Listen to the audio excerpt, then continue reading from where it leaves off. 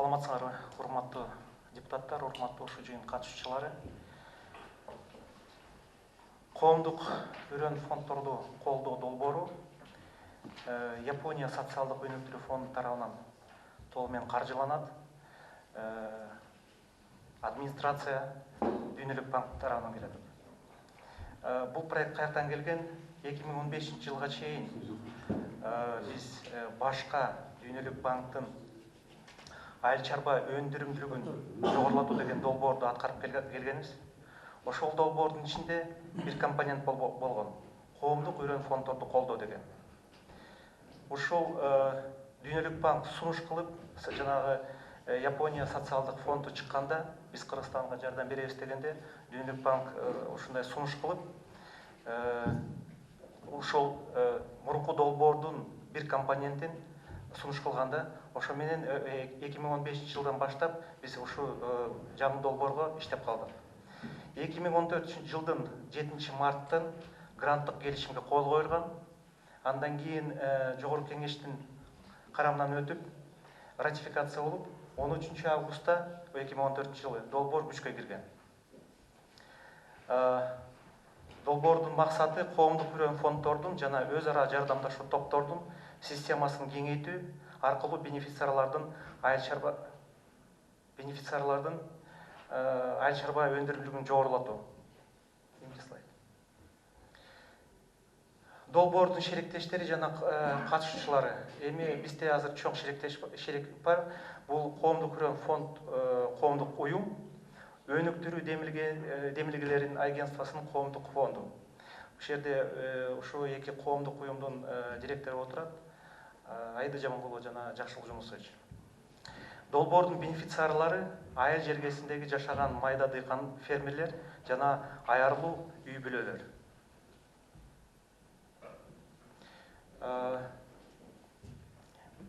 Долбоордун биринчи компонентинде биринчи компонент 3кө бөлүнөт. Бир А компонент бөлүгү коомдук өрөн фонддордун системасынын потенциалын өнүктүрүү.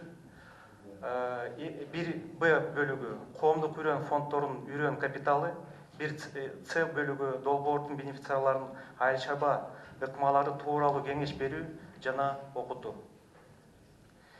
Бир А бөлүгү карасак, 2015 жылы коомдук өрөн фонддордон жазында 20 коомдук өрөн фонд түзүлгөн, күзүндө 19 коомдук өрөн фонд түзүлгөн. Андан сырткары биздики өткөн жылы дагы бир өнүктүрүш бар болчу, CDI деген компания. Ошол EDI жана CDI компаниялар булар жана өз ара жардамдашуу топтор менен иштеген да.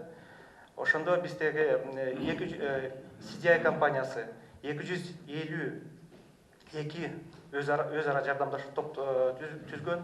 CDI компаниясы болсо 73 өз ара жардамдашуу топ түзгөн. Ошо менен жалпы мүчөлөрдүн саны бул коомдук өрөн фонддорго жана топторго кирген мүчөлөрдүн саны 3198 адамды түзгөн. Мен кыскача ошол жерден айтып кетейинчи. Негизи принциптер кантип кайсы адамдар бул топторго кире алат жана коомдук өрөн фонддорго кире алат. Мен айтып кеткендей, бул жанагы майда дыйкан фермерлер. Бизде эки өнүктөш бар, эки шериктеш бар. Булар биринчи жалпы Кыргызстан боюнча барып, район администрация, область администрациядан сурайт да, кайсы айыл өкмөттөргө иштесе болот деп. Алар списогун берет. Анан булар айыл өкмөттөргө чейин барып, айыл өкмөттөрдөн жанагындай пирамида бедности деген бар экен, ошонун баарын изилдөөнү кылып, ошол жерден ар бир райондон 1, 2, 3 айыл өкмөттү калтырат. Ошолор менен иштей баштайт. Биринчиден адамдарга бүт ушул долбоордун шарттарын айтып берет. Ким кире алат, ким кире албайт. Анан ошол жерден шарт түшүндүргөндөн кийин адамдар өздөрү биринчиден айтат да, биз каалайбызбы буга киргенге, каалабайбызбы. Мен айтып кетейин, бул долбоор толугу менен грант, Кыргызстанга чейин грант, бирок адамдарга берилген уруктар бул грант эмес. Бизге уруктар Бишкекке кайта келбейт, бирок ошол айыл деңгээлинде өрөн фонддор түзүлөт. жанагындай семенной фонд деп коебуз, үйрөн фонддор түзүлөт да, элдер берилген урукту же акчалай катары, же ошол урук катары кайта ошол урук фонддорго төгүп бериш керек. Эмки жылы ошол эле айыл деңгээлинде ал уруктар кайта бул адамдардын аркасында турган адамдарга, дагы башка дыйкандарга, майда дыйкандарга берилиш керек. Башкача айтканда, бул уруктар такыр эле жок болуп кетпеш керек. Дагы бир жолу айтып кетейин, кайта Бишкекке бул келбейт, бирок ошол айыл деңгээлинде бул камтылып калыш керек.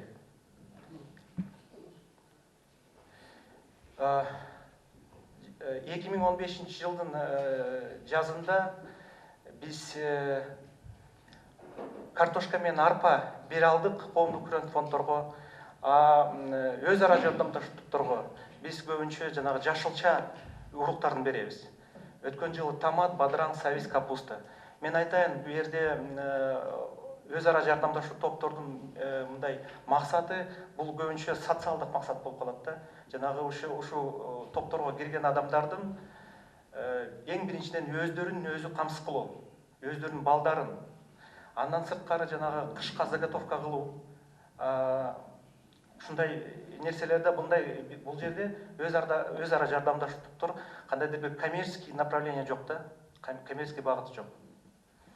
Андан сырткары биз коомдук күрөн фонддорго жер семирткичтер беребиз, бирок өз ара жардамдашуу топторго бул жанагы жашылча жемиштерди өздөрү жеген соң биз эч кандай жер семирткичтер бербейбиз. Себеби ал огороддон алынып эле сразу желенет да, ошон үчүн жер семирткичтер болбойт.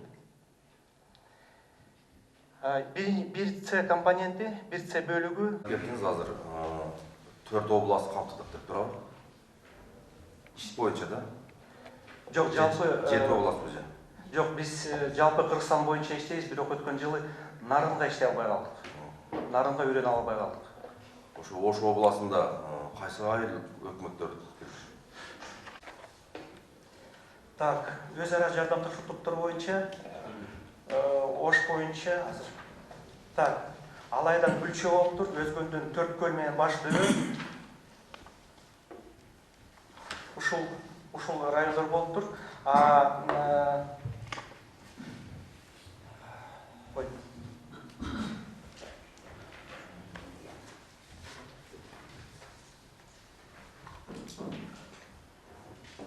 Коомдук күрөн фонд боюнча болсо Ноокаттан Исанов, андан кийин Кеңеш бар экен, Өзгөндөн Саламалик бар экен, Каракулжадан Кашка жол, Кызылжар, Сарыбулак бар экен. Апаты. Сорттор боюнча, ошолор боюнча тренд өтөптү турабы? Улам кантип тигиш керек аларды? Кечиресиз, түшүнбөдүм. Үрөндөрдүн дейм, сапаты боюнча. Сапаты, жана сорттору ошолор боюнча өтөп тренинг? Тренинг жумуштарын кылыш керек.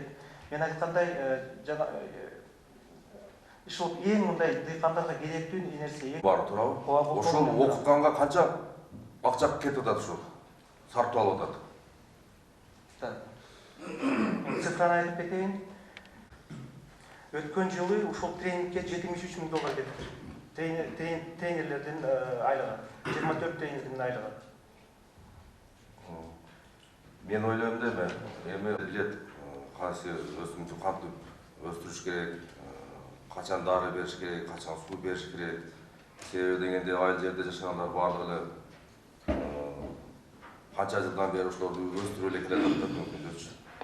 Биз көбүрөөк басым жасашыбыз керек, ошолорго сапаттуу үрөндөрдү берип, анан аларды өндүрүп алгандан кийин аны сатканга збытын чечип беришибиз керек да, көчүрүү маселесиндечи. Ушул жакка көбүрөөк басым жасашыбыз керек. Бул туура нерсе. Жана окуу боюнча бул нерсе боюнча мен чын эле өзүм деле уккам, дыйкандардын көбү, эми мен өзүм деле айыл жерде турам. Дыйкандардын көбү чын эле дыйкан болуп калды 10-15 жылда. Мен деле 1-2 тренингке барганда дыйкандар айтат да, бизге тең керек жок. Андан көрө бизге көбүрөөк урук бергиле, акча бергиле. Эми биздин жанагы тренерлер көбү агроном. Көп жылдан бери иштеген адамдар.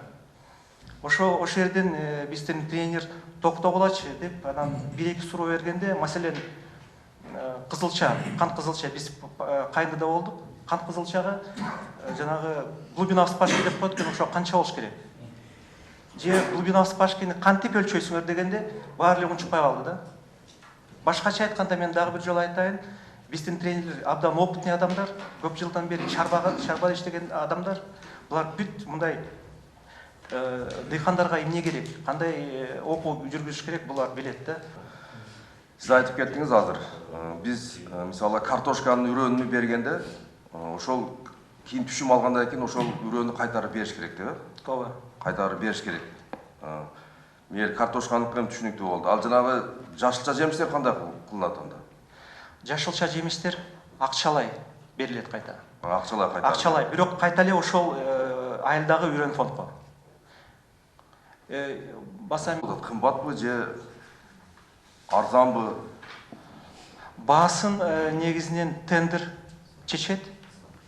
Бирок сапаты өтө жакшы да, жогору. Баасын да түшүрүш керек. Себеби алар эмгектенип, анан мен түшүнүп атам, кийин ошол алган түшүмдү саткандан кийин силерге төлөп берип атат да, урукты. Туурабы? Күзүндө төлөйт. Күзүндө төлөйт. Ооба. Ошо өздөрүн актап атат анан кийин.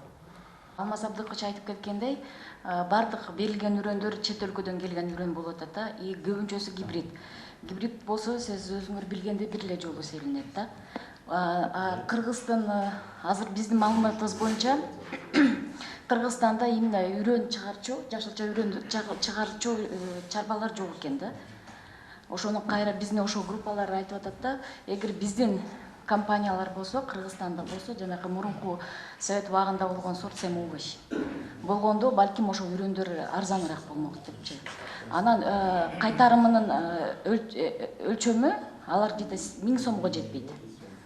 Биз ойлойбуз ошо 1000 сомдо көтөрүлөт болуш керек депчи. Группалар анан күзүндө өзүнүн тапкан кирешеси 26.000 сом, 30.000 сомго чейин жетет. Жалабат өзгөчө жалабат оштордо аябай жакшы түшүм алышат, жакшы киреше алышат. Ошол эсебинен 1000 сом кайтарып берсе, ошол акча кайра эле кийинки жылга жаңы кишилерге, жаңы мүчөлөргө берилет. Ошол эсебинен жаңы үрөн сатылып, жаңы кишилерге. Ушуну билейин дегенибизде түшүнүктүү болду. 1000 сом деген эми алар киреше табат сөзсүз. Алмаз Абдыкеевич, сиздерге чоң рахмат. Ушунча жакшы маалымат берип, ушул багытта жакшы иштерди алып барып атасыңар. Жүзүңөрдөн эле көрүнүп турат. Жакшы адам экенсиңер. Эми бул багытта мен адис эмесмин, бирок өзүм үчүн мындай бир тактай турган бир-эки суроо берсем. Бул грант экен. Эгерде кредит же карыз болгондо бир аз критикалайт элем да. Менин суроолорум, сиздер айтып кеттиңиз баягы үйрөтүү окуу Алай районунда болду депчи. Алайлыктарды эмнеге үйрөттүңөр дейм да. Мен айткандай жанагы биринчиден аба ырайы ушул Алай районунда бир мал менен алектенет да. Биз дагы бир жолу айтып кетейин, биз жанагы түзүлгөн группаларга баарына бирдей окуу жүргүзөбүз. Аларга үрөн берген соң ошол үрөн боюнча окутулат да. Ошол Алай районунда. Алай районго дагы. Ал жерде иштесе экпейт да. Огороддор экпейт. Сиздер жалган маалыматты берип атасыңар деген ойду айтып атат. Түшүнөсүңөрбү? Сиздер ушул ойду, андай ойду болбош үчүн сиздер жакшы так жооп берип коюш керексиңер. Мен убедить этип койгойчу. Сатиев ошол коомдук үрөн фонду коомдук бирикмесинин аткаруучу директору болуп иштейм. Жана сиз суроо берген Алайда азыр окуу башталып элек. Булар быйыл жазга жаңы ачылып атат да. Алайда Алай анан Үчтөбө деген айыл өкмөтүндө жаңы 2 топ ачылды. Булар жазга картөшкө берели деп азыр аракет кылып атабыз. Ошол картөшкөнүн жаңы сорттору болот көбүнчө. Биринчи репродукциядан кем эмес. Ошол картошканын агротехникасы ва илимде улам жаңы нерселер пайда болот атпайбы? Ушул жөнүндө окутуу болот. Бирок өзара жардам Болот. Туурабы? Же болду? Эми болот, азыр баштайт. Жок, бияка берилген. Консервацияны үйрөтөбүз деп атасыңар да, туурабы? В домашних условиях. Мурда союз мезгилинде кийин эле бардыгыбыздын үйүбүздө апаларыбыз консерва кылат эле, туурабы?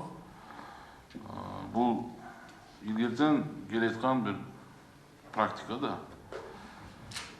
Бир отравление деген нерсени биз укпайт элекпиз. Мына жакында эле массалык маалымат каражаттарында, булактарында, интернет булактарында мен окуп калдым. Нарында ошо консервалардан отравление болуп, бир адам, эки адам каза болуп атат. Жалал Абадта болду. Наоборот окутпайт атасыңарбы дейм да. Эми өлдү же Кудай сакта биздики эмес го. Мен айтып кетейин дагы бир жолу. Ушу консервациялоо, гигиена, санитария боюнча бизде атайын бир тренер бөлүнгөн. Бул мурунку Совет доорунда иштеген технолог. Өзү Ошто турат бул келин. Жалпы Кыргызстан боюнча ушул эле сабак берет консервациялоо. Эмне үчүн дегенде биз өзүбүз да түшүнүп атабыз. Бул өтө татаал нерсе. Биз статистиканы карасак, өткөн жылы ушундай отравление болгон адамдардын саны бир 30 миңге чыгыптыр да Кыргызстан боюнча. Эми больницага түшүп жана ичим ооруду десе деле ал деле отравление болот атпайбы? Конечно, биз ушу жагын карап атабыз да ушу тренинг менен. Отравление болбош үчүн деп. Ушул жакка бир көңүл буруп койсоңор. Анан сиздер окуткан канчалык деңгээлде баягы эффективдүүлүгү мен билбейм.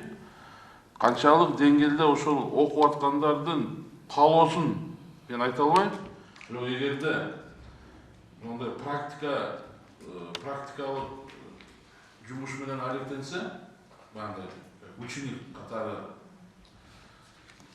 закреплять этсечи, ошондо жакшыраак болмок деген ойда. Себеби 70 канча миң доллар силер тренерлерге төлөпсүңөр да. Ошондо да кайра баягы эффективностун ойлоп атам да. Анан эми Алайга барып, Каралжага барып, Алайга барып картошка эккенди огородко үйрөткөн эффективдүүлүгүн мен ишенбейм. Алайлыктар ансы деле билет. Бирок Алай бүт Алай району боюнча картошка эгилбейт. Кээ бир жерлерде. Чоң алайлыктар мисалы картошка эгүү боюнча алар жакшы адис деп ойлойм. Алар бай турбай турат. Дыйкандар бизге үйрөнүштүн кереги жок. Бизге жакшы үйрөнүп бериңер депчи. Ушул багытта ойлонуп 76 миң доллар 24 тренерге билбейм да. Бул менде каалоо ошол жумуш боюнча. Анан эми грант экен, япондорго чоң рахмат. Почти 3 миллион доллар берип атыптыр Кыргызстанга.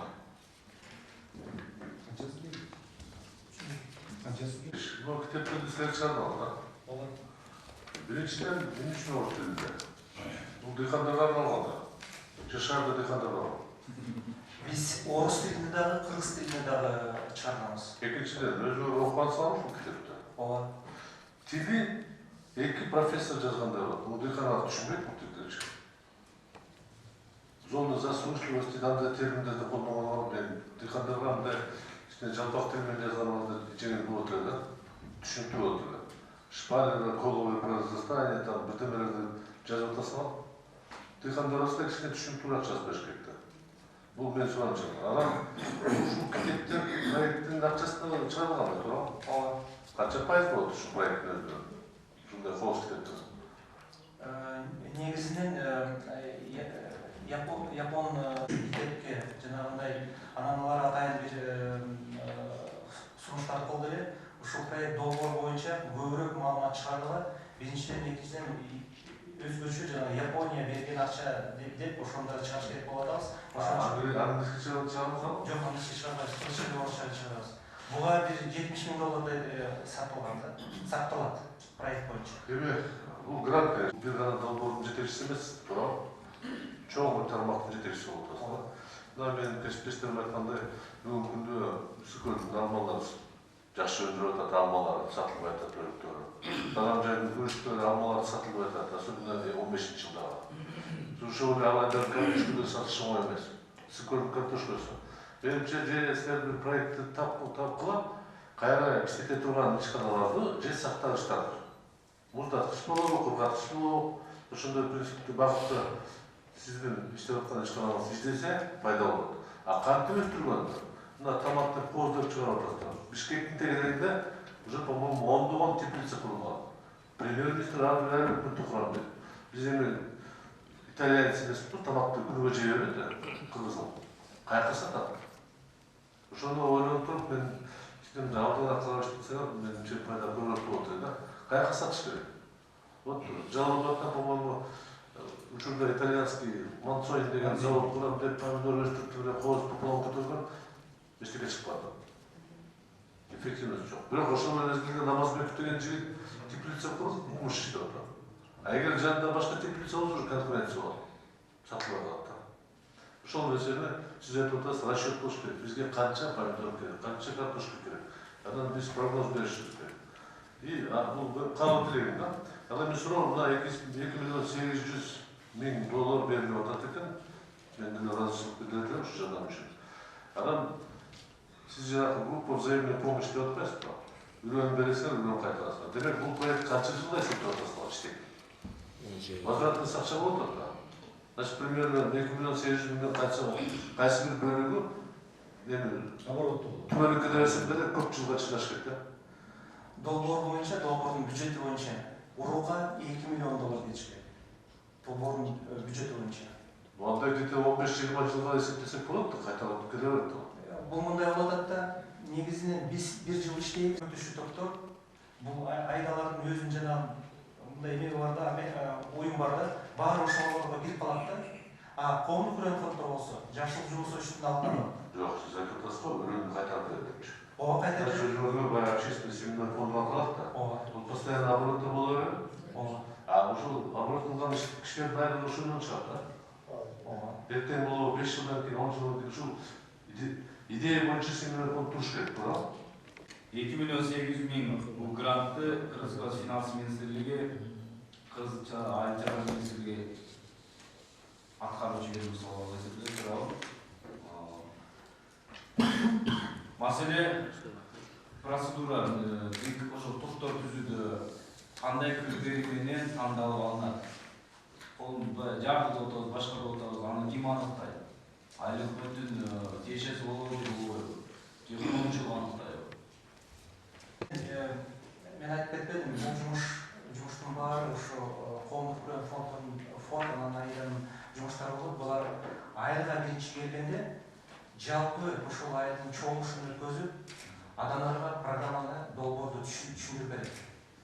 Андан кийин ошол жалпы чогулуштан өткөндөн кийин адамдар өздөрү айтат да, биз киребиз, бул айылыбыз кирет же кирбейт. Эгерде кирбейт десе, булар чыгып кетет, киребиз десе, анда ошол жерден элдер өздөрү тандаш керек. Сен кире аласың, сен кире албайсың. Сен төлөй аласың, сен төлөй албайсың деген. Башкача айтканда, бул социалдык мобилизация болуп, бирок ошол жерде ошол айылдык адамдар өздөрү көбүнчө адамдарды, группаларга кире турган адамдарды биринчи жылы өздөрү тандаш керек. Сиздер Кыргызстан боюнча бардык айылды кырып чыгасыңар. Жок, биз кыдырбайбыз, булар кыдырат. Ар бир айылда булардын өздөрүнүн активисттери бар. Жана иштей турган айылда Кыргызстан боюнча ар бир айылда. Жок. Ошо иштеген айылдарда. Иштеп баштагандан кийин ошол жерден бир адам тандалат да.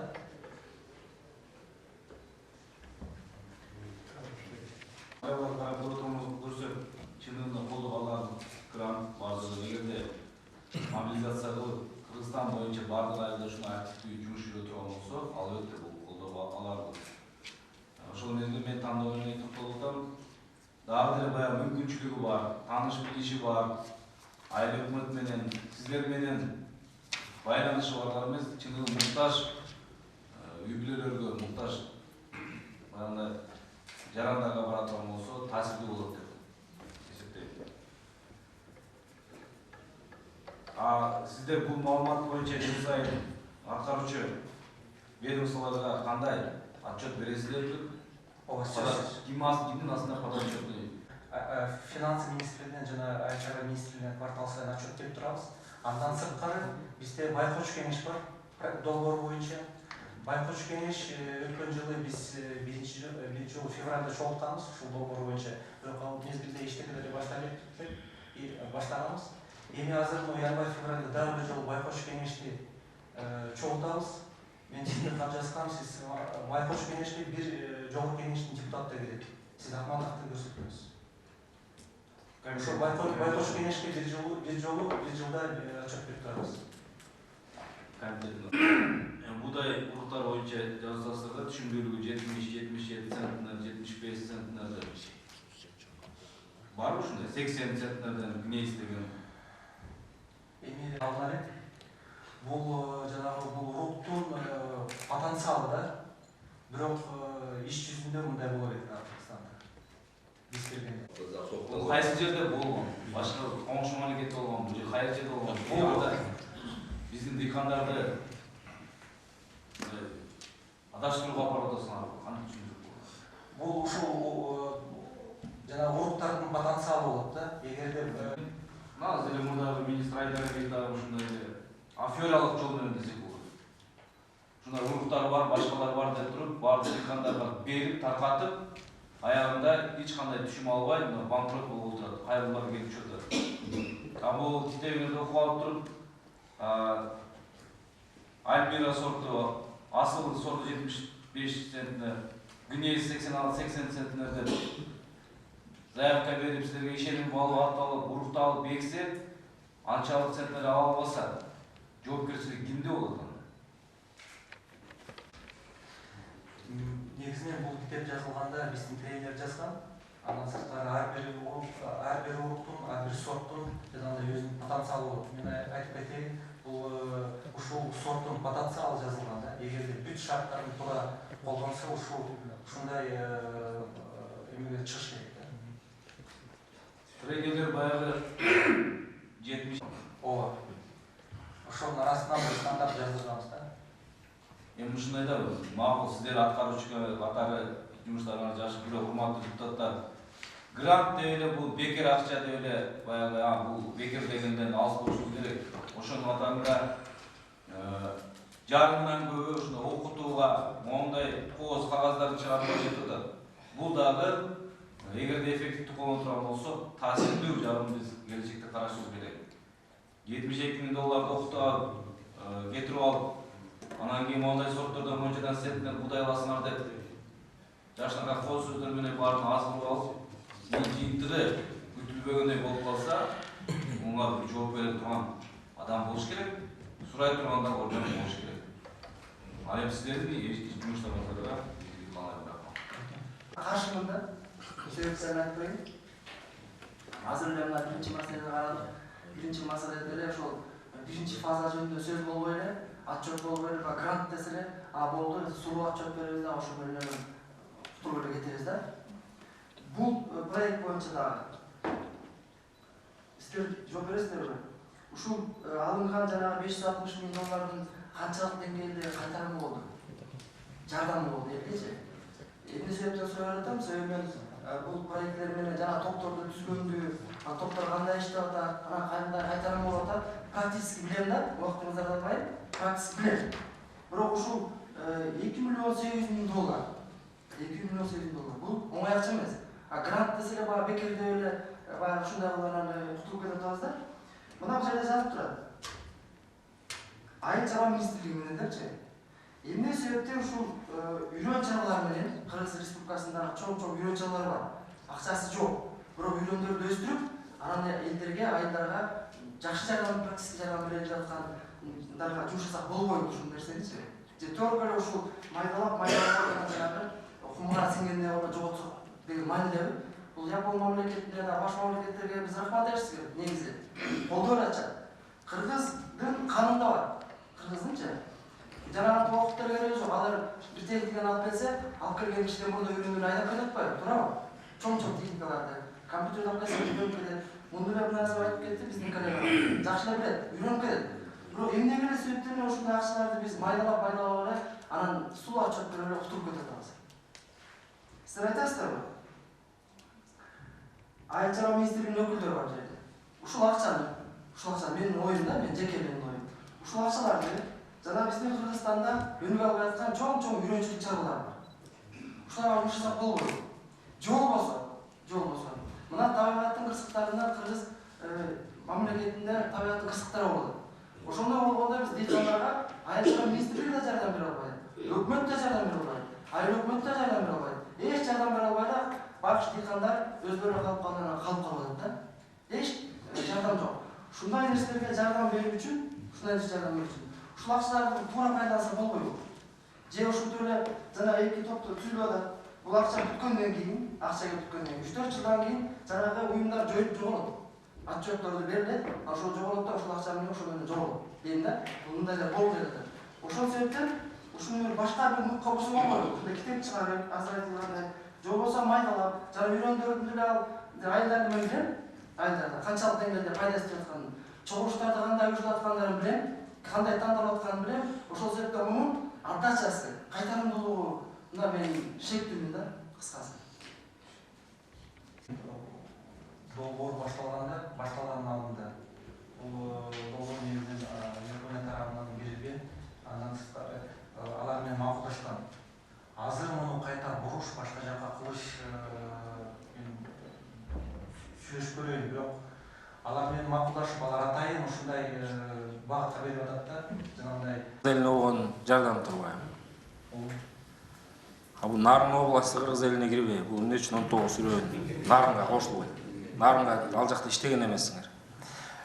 Негизинен биз 2015 жылы группалар коомдук үрөөн фонддорун ушул программа коомдук үрөөн фонд түзүлүп атат 12. Башкача айтканда биз муну билебиз, эстейбиз, анан ошон үчүн баарын 2016 жылга коштук. Алмазаб бар. Ошол эле мына сиздердин көрсөтүп аткан Савис, Чеснок боюнча эң эле мыкты ал жакта көрсөткүчтөр болуп атат. Ошон үчүн мындай долбоордо Нарынга бөлүнбөсүн деп жазылгандан кийин сиздер ал тараптан жакшы иштерди алып барыңыздар. Мен деле Нарын жергесин жакшы билем, себеби 2 жыл Нарында иштеп келгем. Жок, сиз ошо Нарын кирбеген үчүн бул суроо болуп атат да? Мен айтып кетейинчи, жанагы карту албадык, бөлө албадык, бирок Нарынга жашылча жемиштер кирген. Ошонун ичине айдын билем. 6 айыл 150 киши кирген Нарында. Жанагы биздин өз ара жардамчы топтордон түзүлгөн. Алар көбүнчөсү жашылча жемиштин үрөндөрүн алган.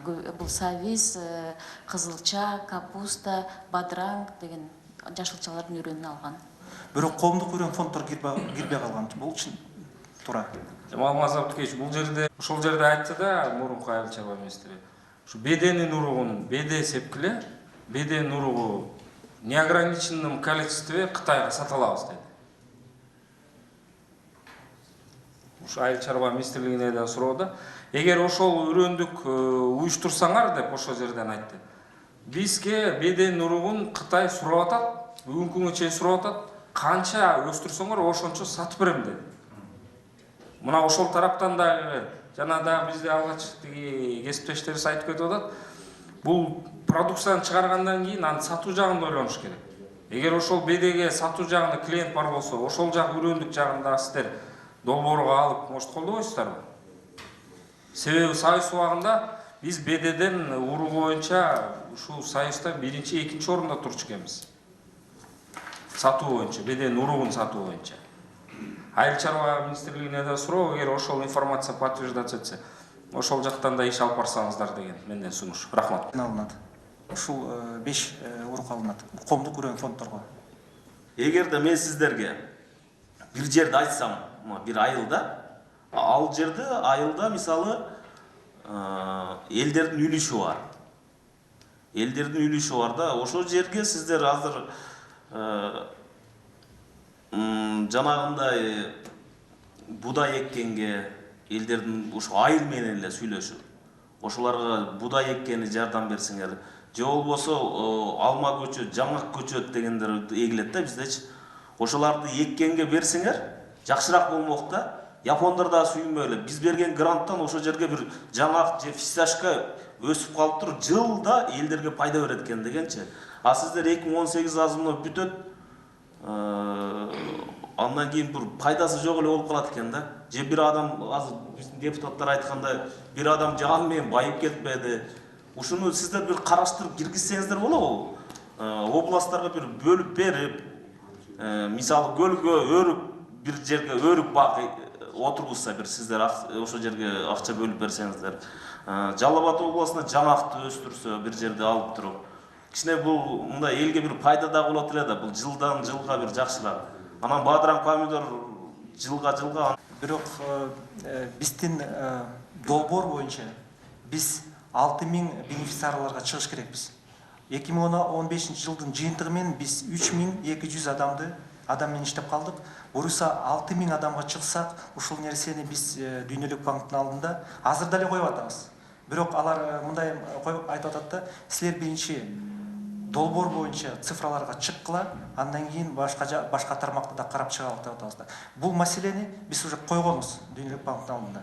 Алар Японияга айта элек да. Бирок муну кылса болот. Ушундай кылган бир жакшыраак болот эле да, анан ошол жердеги бир жалпы элдер мындай бир пайдасын көрөт эле. Бул жылдар, кылымдар мындай бир Алабукадан Балтыгулов жана Аккоргон деген айыл өкмөттөргө берилиптир. 2015 жылдын күздүкө Алабукадан Сапалак, Алабукадан Сафет Булан дейт, Базар Коргондон Жаздык, Сузактан Алчалы Булак, Акниет деген айылдарга берилиптир. азыр ушуну эми сиздерге айтып коеюн. Алчалы булакка эмне кайсы жактан жардам бердиңер? Күздүк будай. Күздүк будай мына сентябрларда кеткен да. Арсланбапка эмнени бердиңер? Жок, Алчалы булакта мен эгин экпейт ал жердечи. Алчалы, ал тоолуу жер. Мен өзүм баш болуп бүгүн биринчи жолу кылдым да. Ошондуктан эгерде мүмкүн болсо биз мына өнүгүү прогресс фракциясынын депутаттары ар бир областтарга бөлүнгөнбүз, өз областтарга райондорго. Ушу кайсы аймак айылдары менен иштеп атасыздар, ошондо берип койсоңуздар, биз эл менен жолукканда, тем более биз билбегенден кийин ошо сиздер жүргүзүп жаткан айылдын эли да бул ишти билбеши мүмкүн да. Менде ушундай кабат элек. Экинчиси мына 18-жылы долбооруңуздар бүтөт экен. Ушу сиздердин долбооруңуздар канчалык ушу элге эффектилүү жардам болду? Ушуну көз карандысыз бааны ким берет ушуга? Ким мониторинг жүргүзөт ушуга? Базовый исследование деп коет да. Ушуну биз атайын независимый М-Вектор деген компаниялар жүргүздү. Бизге алар ушу базовый исследование берди уже. Долбоор бүткөн соң, бүткөндөн кийин ушу 2017 жылдын аягында атайын оценка болот. Бул Дүйнөлүк банктын оценкасы болот. Андан сырткары дагы бир независимый компания келип, кандай жумуш кылынды, эмне кылынды, жанагы базовый исследование караганда кандай эмне жумуш кылынды, ошонун баарын каралып чыгат. Сиз айткан сөз бул туура. 2 исследование болот. Башында базовый исследование, аягында оценка, долбоордун оценкасы болот. Эми бекер келген кабат экен. Сиздин айтканыңыз боюнча да. Анан өзүңүз айттыңыз, ушу 2 миллион 800 миң доллардын эсебинен 2 миллиону урукка берилди деп туурабы? Берилиш керек, бюджет боюнча. Эми ошо урукка берилген биздин түшүнүк боюнча как оборот катары калат да, сиздердин проект жабылгандан кийин ошол акча кимге өтөт, ким дальнейший контролду этет, анын судьбасы кандай болот? Или дагы бирөөнүн бар чөнтөгүнө түшүп калабы, кандай маселе чечилет ушул? Дагы бир жолу кылып калат да. Булар баш болот. А коомдук үрөн фонддор болсо, жигит Жакшылык Жунусович менен иштеп калат. Долбоор жабылганы менен иш жүрө берет турбайбы? Андан булар жумушту алып кете берет. Группалар менен. Анан Ар бир айылда өз ара жардамдашуу топтор өзүнүн коомдук фондун түзүшкөн, айылдык фонд деп коюшту да. Ошол айылдык фондго акча топтолот, ошол акчадан кайра жаңы кишилерге, ошол айылдагы жашаган кишилерге алып берилет да. Ошол биздин уюм 2010 жылдан бери иштеп келатабыз. Азыр жалпысынан 12 миң адамды ошо үрөн менен. Эми үрөн дегенде мындай чоң мындай площадька эмес, кичинекей чакан эле огородко берилген үрөндөр болот да. Бирок азыркы күнгө чейин иштеп келатабыз дегенибиз да. Анан эгер мындай чакыргым келип атат да, эгер убактыңыз болсо жаз жайында биздин группаларда барып өзүңөр да сүйлөшсөңүз болот го дейм да. Жакшы болот эле. Өзүңүз да көрүп, элдер менен сүйлөшүп, ошо мурунку группалар, азыр жазда алчу үрөн алчу группалар менен да өзүңөр мындай напрямую да сүйлөшүп дагы ойлорун билсеңиз болот. Биздерге берип койсоңуздар, биз барып көрөбүз. Сиздер кандай критерия менен чындыгында эле мына алай жөнүндө сөз болду азыр, мына сузак жөнүндө сөз болду. Туура убирать эткенсиздерби? Эми чындыгын айтайын, капа болбосуздар. Кыргыздар сөз түзсөк, барыбыз тууган уруп келип чыга беребиз да. ошондой болбоду менин каалоо тилегимде. Экинчиден ошол жүргүзүп аткан айылдагы проект айттыңыздар, активисттерди кабыл алат. Активисттер может орто досуңар, товарищиңер болобу. Даже ошол мен түшүнөм, даже ошо жүргүзгөн айылдагы иштериңиздерди даже, по-моему, айыл башчы дагы билбеши мүмкүн. Муну эл билсе, ошол жердеги билген активисттер билсе, депутаттар билсе, бийлик билсе, ушул жерде буларды чакырып биз угайлы кандай жумуштар болду. Анан эми жанагы депутаттардан суроо берип атпайбы? Жанагы оборотто калган мейли 2 миллион доллар ошол урукка кетет экен да, ошол оборотто калат ал сөзсүз түрдөчү. Ошонун кийинки каяка кетет ошол? Айыл чарба министрлигине тапшырма беребиз да. Ошону Ал мамлекеттин акчасы ал. ошо мамлекеттин акчасы да ошо каяк кетет? Ал Тагдыры кандай болот деген мааниде да? жооп бердим. Тагдыры эмне болот? Жок, ал мындай азыр айта албайт аны эч кимчи. Жок, жөн үчүн. Уже азыр Турдуназбек сиздер аз бул боюнча саясат ойлонуш керек. 2018 жыл бүткөндөн кийин бул эмне болот? Ким көзөмөлдөйт? Кайсы бир департаментке же аны тапшырма бересиңерби? Суммадагы каражат бердиңер, жардам бердиңер деп ошону билейин деп атам да. Бир адамга канча? Айта аласызбы? Сиз Мисалы үчүн 6 тонна ал канча сом болот 300 килограмм? 300 килограммы эгерде тендерде 30 сомдон болсо 9000 сом. 9000 сом болот. 9000 сом. 9000 сом болот. Анан эми буудай боюнча айтсам, бир адамга түштүктө 1 гектардан ашык жерге берүүгө болбойт, түндүктө 2 гектардан жерге ашык берүүгө болбойт. Ушундай деп бизге бекитилген тартибибиз бар да. Жашылча жемиштер бул огород го эле. Өз ара жардамдашуу топ аркылуу биз чакан эле огородуна беребиз. Ошо өлчөмү где-то 6 сотка, 7 сотка болот. Элдер көбүнчөсү аялдар түзөт, 90% группалардын составында көбүнчөсү аялдарда. Өлчөмү возвратный где-то 800-900 сом Мен түшүнбөйрөөк болот бизге. Биздин айыл өкмөт сиздерге кайрыла, сөзсүз ошолорго караңыздар. Айыл өкмөттө канча айыл бар, ошолордун так саны бар, кимдин колунда бар, кимдин колунда жок, ким кыйналып атат, кимге жардам беришти. Айыл өкмөт менен сиздер сөзсүз иштешиңиздер керек экен да. Рахмат. Рахмат. Сапсыңыз. Чыга албайбыз, кол койгондон кийин только ушул багытта кетет да. Биз чечим кабыл алганда, бакты Эргешев менен сунуш кылат элем, биз чечимге эле жазып койгойлу. Жана тапшырманы айыл чарбага. Проект бүткөн соң ушул 150 миллион сомдук оборотный семенной фонд же мамлекеттин көзөмөлүндө калыш керек. Ни в коем случае жеке менчикке өтпөш керек да. Но мурунку министр Айдарбековичтен кат келди го. Мен ойлоп атам, бул киши иштеп атканда деле ошо өзүнүн үйрөнчүлүккө көңүл бурган окшойт да. Ошондой болбосун. Бул проект же өзүнчө болот, өзүнөн ырдактап. Банкротко учураган жокпу? Жок, баары учурабайт. Барды прибыльде. Эми баарын прибыльде деп айтыш керек. Жок, макул. Бирок банкротто жок, нараазычылык жок. 3000 ушул адамдан. Ачык айткыла. Жок, нараазычылык кандай болсо Самбожга нааразы болуп атабы? Жок, бизде Айтыңыз. негизги азыр маселе, азыр сатуу болуп атат, буга чейин да көтөрүлбөдү эле. Сатуу маселеси болот. Картошканы өстүрсөз быйыл баасы аябай төмөн болду. Өзгөчө көлдүн группалары да ошо көтөрүп атат да сөздү. Ошол маселеси бардык элдер таможня ЕАЗСке кошулганда мүмкүнчүлүк көбөйөт деп күтүп ойлошкон. Ошол маселесин силердин колуңарда болуш керек деп элдер да айтып атат. Анан кайра иштетүү боюнча да бир кандайдыр долбоорду биз группанын атынан да элдердин атынан да айткым келет. Ошо кайра иштетүү, сатуу маселесин ошого политикалык силердин деңгээлинде чечип, же жолдорду мындай башка долбоорду тартып. Сизде сунуш бар уже конкретно? Кайра иштетүү ишканалар боюнча жана сатуу боюнча. Ооба, өзүнчө да балким бар да. Давайте. Можно да, эмелерде. Ошо биздин активисттер айылдарда да ошо аябай силердин партияңар жөнүндө көп угушат. айыл чарбага партия эмес, биз ал жалпы Кыргызстан жогорку боюнча кеңешке негизи дейм да, буга чейин историясын деп атам да. Анан ошон үчүн бүгүн да ошо фракциянын эмесине жогулушка да барып атам дегенде элдер ошону айтты эле да, ошо биздин эжелер ошо сатуу маселесин кайра иштетүү боюнча бир кандайдыр долбоор болсо, себеп дегенде бул долбоор болсо көбүнчөсү өнүгүү мындай өстүргөнгө болуп атат да. Анан бул өстүргөн нерселерди кайка сатабыз, кантип сатабыз? Мисалы үчүн көлдүн бизде группалар органический статус алышкан да, эл аралык деңгээлде органический сертификаты бар. Бирок ошо толук ошону колдоно албай атабыз. Ошону кандайдыр жардам керек болуп атат да, өлкөдөн дагы, мындай өкмөттөн дагы. Бир ошо группаларды колдоп, ошо органический сертификат алып атат. Эми бул быйыл жылы айтып атышат, эми аны колдоно албасак, аны кандай эмеси бар депчи, бизге керекпи, кереги жокпу деп.